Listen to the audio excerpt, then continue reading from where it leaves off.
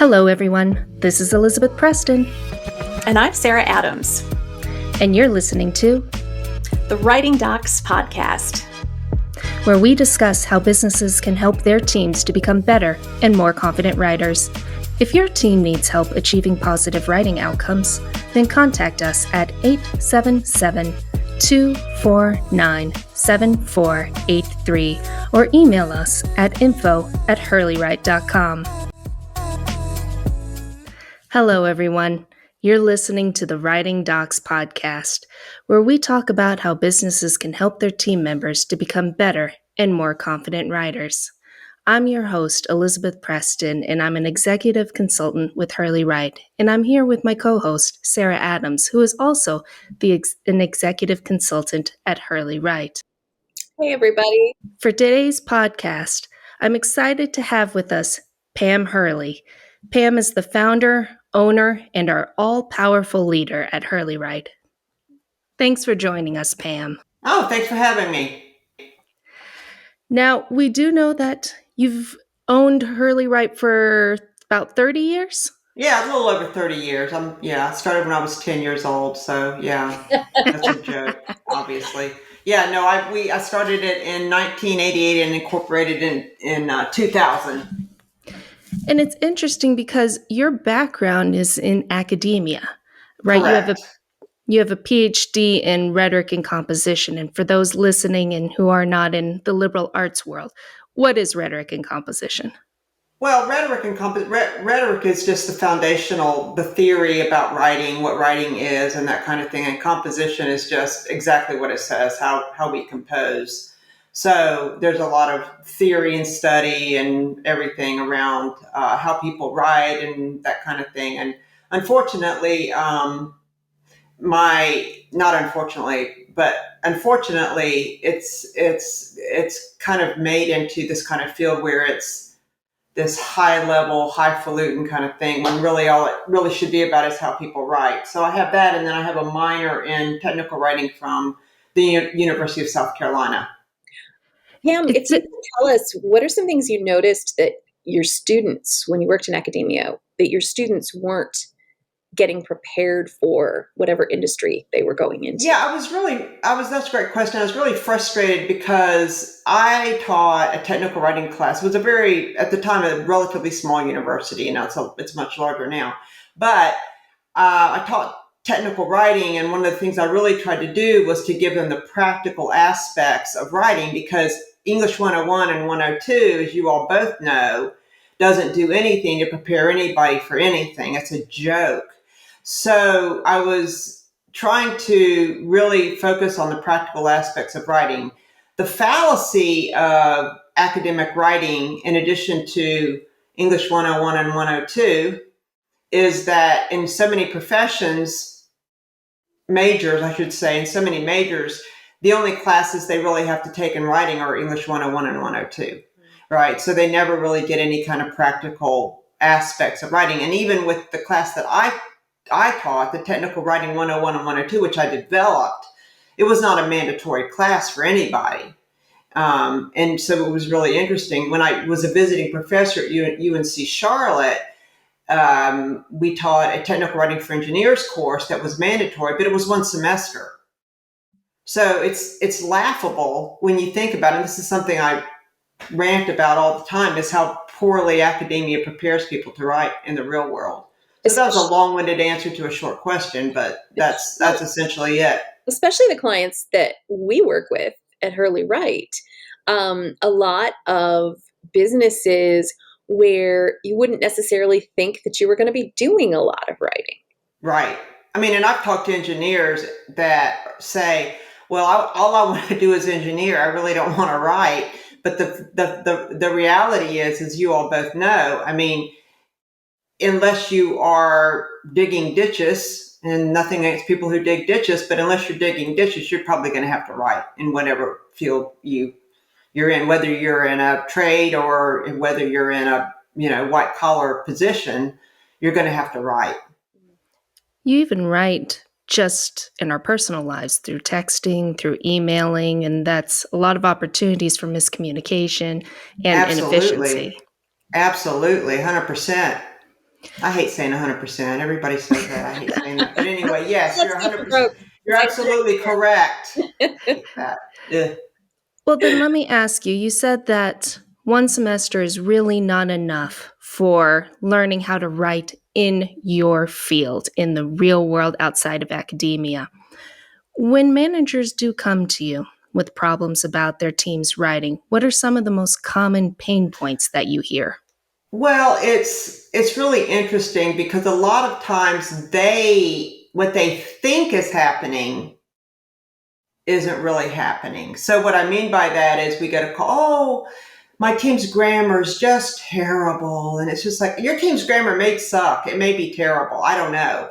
But that's not the root of the problem, because let's be honest, AI can fix your team's grammar problem, right? And so what happens oftentimes is that people have a hunch about why their teams about why their team's writing is poor, which may or may not be based in reality. So one of the things that we've just instituted is a communication audit, which we are doing for companies. And in the communication audit, we're going in there, we're looking at their documents, we're looking at the comments that are made on the documents so that we can get a better idea of what the real problems are. And so this is a good first step for a lot of companies. Instead of just saying, well, we need a writing course and we know that's what we need. That may be what you need, but you may need other things as well. You may need a better template. You may need a better onboarding process. You may need a better mentoring process. You may need a better reviewing process. So there's all kinds of things that we can discover through this audit communication process that we have just instituted in the last few months. Well, I think we've already done a couple, and they've come out. They've been very successful, because then we give our clients a roadmap forward with things that they can do and milestones and things like that. So it's different from what most of our competitors do, because they don't do anything like this at all. It's just kind of like, here's a writing course, have at it. So that's we're real excited about that. One thing our listeners may be wondering is, why is communication within an organization so important? Whether it's written via documents that are external or internal, whether it even comes down to emails, why is that such a big deal? Oh my goodness, it's kind of amazing. We talked to 2 clients recently who the powers that be, the leadership was making the wrong decisions because the documents that they were getting were so poorly written, so convoluted, that the leadership thought that the documents were leading them towards one decision, when in fact that wasn't the case. So in these 2 particular cases, these are $1 million decisions that these companies are making. And if they don't have the right information conveyed in the right way, they're going to make poor decisions. And that's another thing companies don't think about oftentimes. They often think, oh, it's just writing, and, if they can learn to write blah, blah, blah. And they don't think about the long-term repercussions of poor writing. I mean, it's reputational damage. I often kid about, when you look at user manuals and things like that, how much time do people spend answering questions about topics that they shouldn't have to answer questions about, and they wouldn't have to answer questions about if the documents themselves were done well from the very beginning. So there's a whole litany of not only money, but wasted time, wasted resources, miscommunication, hurt feelings. I mean, the list goes on and on. Writing is an integral part of what every organization does. And it's funny to me that so many companies will give lip service to it, how important it is, we need to do it well. But then what they don't do is train people to do it well. They don't provide the resources for people to be able to do it well long term. There's no support system in place, there's no onboarding. So it's just kind of treated as something that's secondary to people's jobs.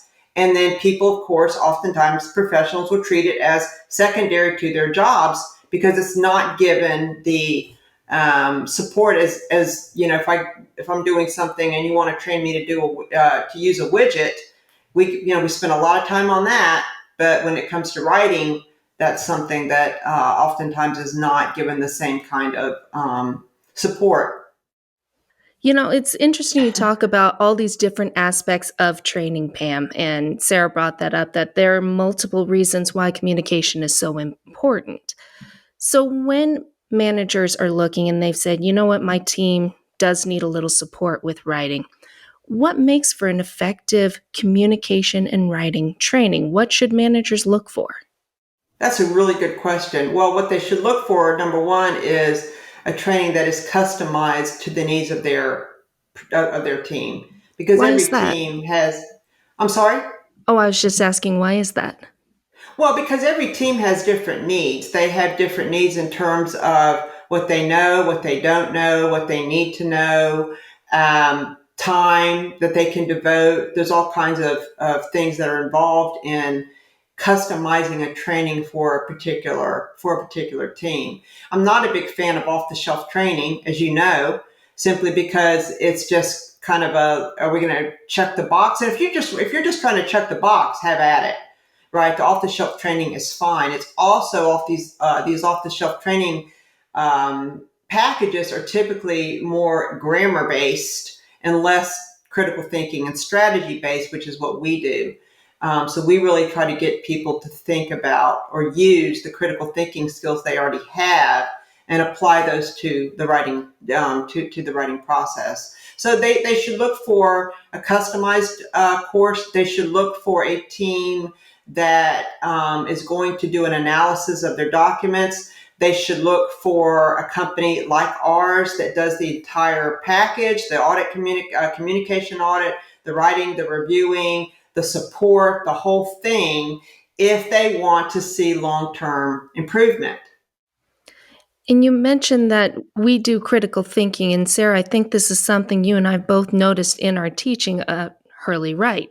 A lot of times folks will say that grammar, that's kind of the catch-all phrase, right? The problem is my team's grammar.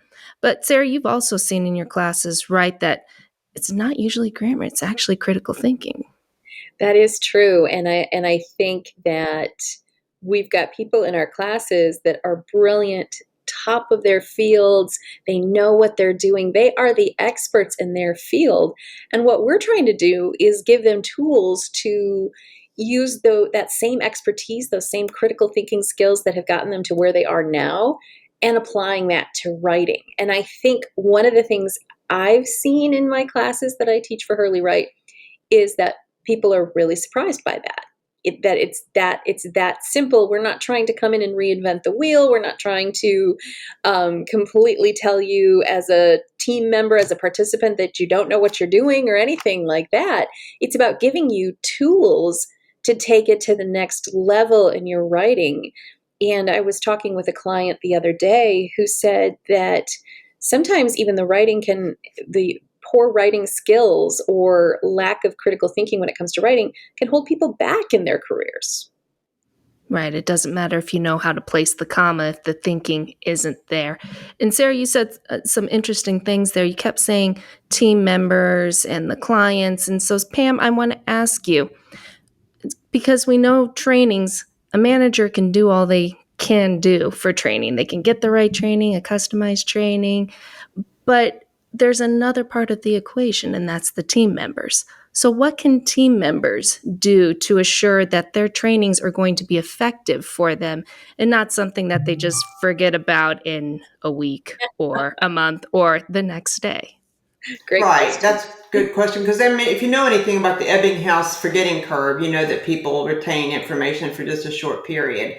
So we're big believers in practice, practice, practice, practice, practice, and more practice. And so we offer coaching services, and the coaching services allow team members to get coaching sessions, personal, private coaching sessions with one of our experts, and that they're going to get personalized feedback. So we kind of view it as a criticism-free way for them to get honest feedback on their writing, instead of, for a lot of professionals, when they're getting feedback on their writing from their superiors, it can oftentimes be fraught with fear, They're very reticent about sharing their work. A lot of that is because in many cases they get beaten up about their writing. They feel like it's a moving target. They don't know person A wants this, person B wants this. In many situations, for many clients, they simply have too many reviewers.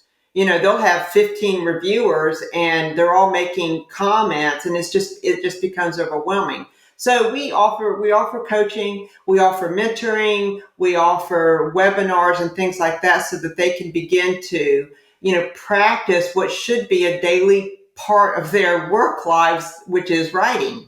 And if they don't do that, if you're not writing every day, your writing just simply won't improve. So we try to get them in that writing habit. Not that they're probably going to be in a situation where they love writing, but if they do it correctly, and what I mean by that is if they treat it as a process, it will certainly become less onerous for them.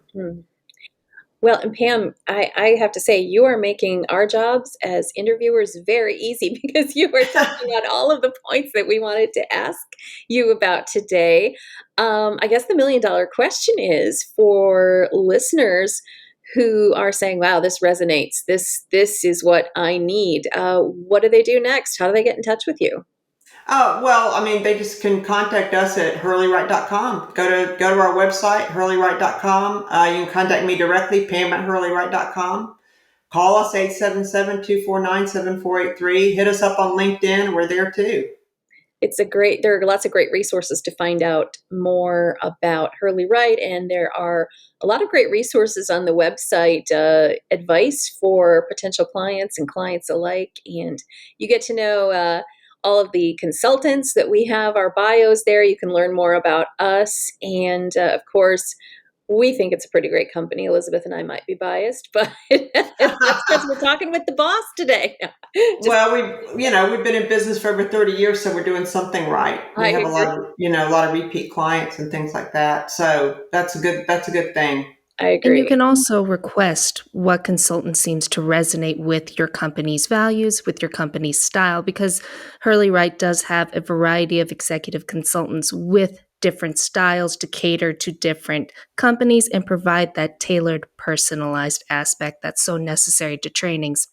Absolutely. Now, Pam, we have a segment where I like to call it the 5-question segment, where we ask professionals in the writing world, as well as in other professional aspects, the private industry, certain questions about writing. Okay. So one of them is, what is one thing that you wish you'd been taught about writing that would have made your professional writing life easier? I wish I had been taught that writing is not a linear process. And what I mean by that is that writing is not outline first draft, second draft. I mean, it's a dumb way to teach writing because that's not the way that people think. That's not the way that we solve problems. It's not a linear process. So that, I think, is a fallacy that a lot of people cling to in their professional lives, not realizing that it may or may not work for them. If it works for them, that's fine. But for a lot of people, it just doesn't work for them, but they continue to do it because that's all they know. Mm-hmm. Yeah, from academia, right? Just another thing we can blame.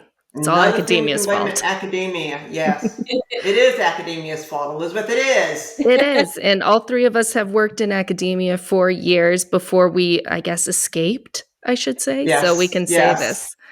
Our second question is, what is a writing rule or habit that we hear a lot, but doesn't seem to serve you much in your actual writing life? Oh, gosh. I would say many of the grammar rules. I wouldn't say there's one, but I would say many of the grammar rules are rules that should be broken. People glom onto them because I think it provides kind of a safety net. So, things like, I can't begin a sentence with and or but. Well, of course you can. It's just funny to me the rules that people glom onto that have if they would let go of the rules in many cases, if they would let go of the rules and just write, they would be a lot better off. But they're so focused on the rules and they write that they're actually constraining their critical thinking, because the rules become the thing instead of the thinking being the thing. It's the rules. And so they do that as they write, and it doesn't do them any service at all. You heard, folks. Pam gave you permission to start with and or but. Be That's rebels. right. Let the comments come pouring in. Yeah, that's right. I'll take them. Let me also ask you, what is one thing you wish people knew about writing, specifically about writing in the private sector?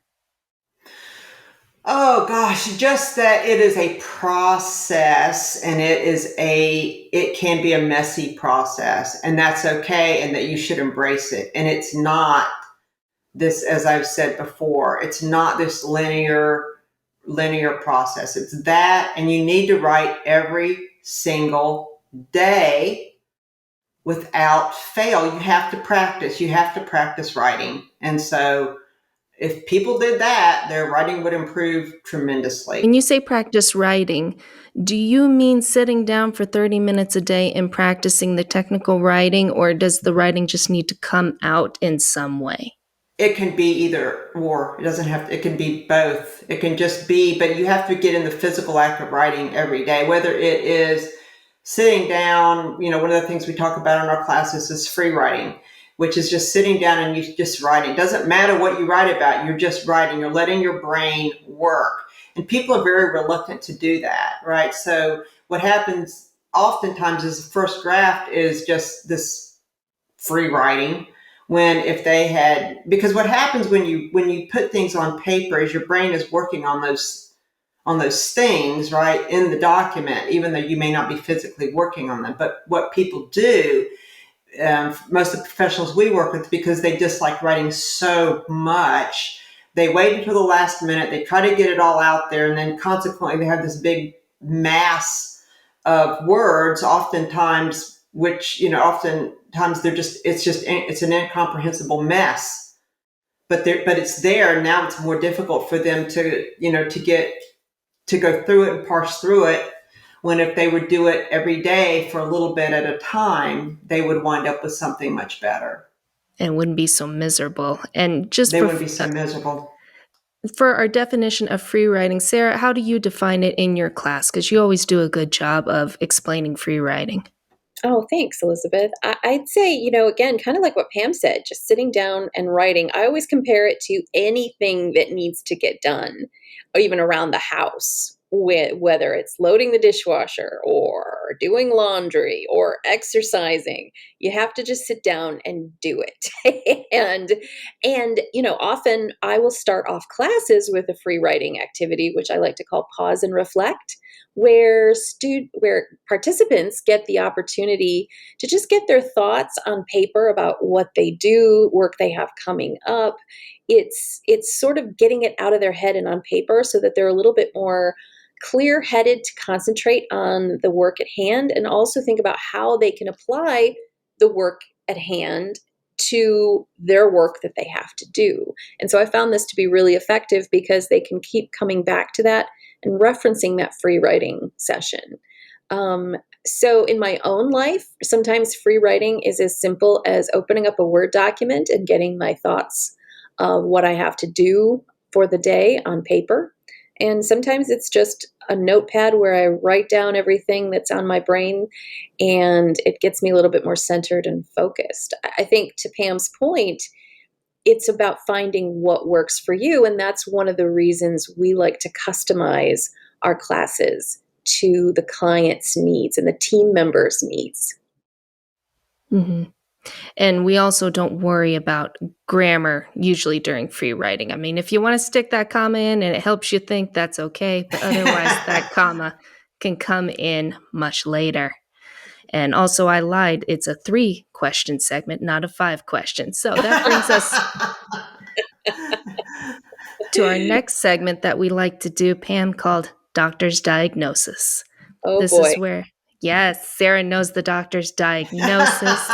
And what we do here is we take our listeners and a lot of our most common ailments, our most common writing ailments, and we address them and give you a prescription for how to fix that ailment. So today, Pam, our listener says, I'm a manager of a company and I'm interested in a writing training.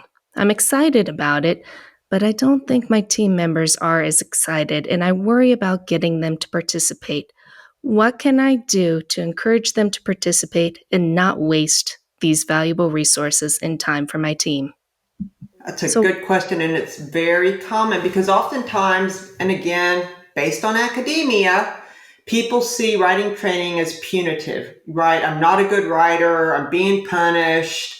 They're going to beat me up. I'm going to the class and I'm just going to get, harangued or whatever the case may be, which obviously we don't do.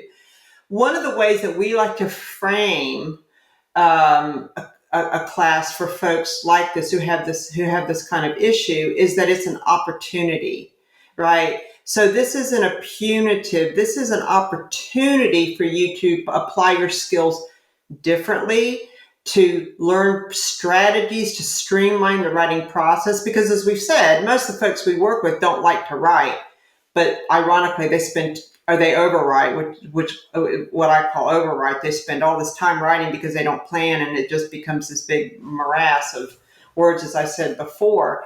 But it's really important that they frame it as an opportunity and not something that's punitive. Everybody, I don't care how proficient you are at anything, can learn new skills, new strategies to do your job better. And so that's one of the ways that they can frame it. I like that. Focusing on strategy. It really does come down to strategy. And when you are strategic, you can think about using tools like the tools that we teach you to make it a more streamlined process. And I think that is incredibly powerful. Pam, thank you so much for your comments and insights today. Elizabeth, this has been a wonderful conversation.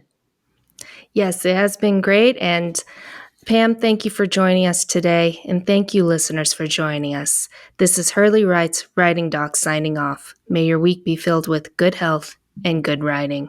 Hurley Write can help your employees learn better strategies to be effective and efficient writers. Hurley Write has helped numerous companies solve their writing issues, and we can help your team too. Contact us at 877-249-7483 or email us at info@hurleywrite.com, and one of our writing experts will be in touch.